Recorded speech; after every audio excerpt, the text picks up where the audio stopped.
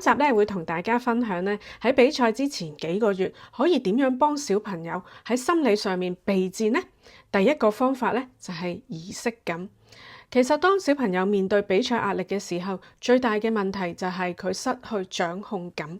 原來咧父母都可以幫佢重建呢個控制嘅感覺㗎喎。方法就係比賽之前幾個月，我哋同佢商量好啦，就係喺比賽之前，我哋會做一個特定嘅動作。我哋即管叫佢做一個儀式啦，佢可以係掹下件衫啦，做一個 stretching 啦，或者做幾下深呼吸咁樣。我哋都可以同佢傾定咧，就係如果我喺場邊咧，我會做一個小小嘅動作去提醒你，咁你到時候就記住要做呢個儀式咯。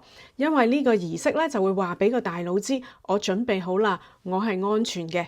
記住啦，比賽前幾個月就要開始訓練佢噶啦。咁等到個大腦咧有呢個 program 建立咗，到時候比賽佢就會輕鬆啲啦。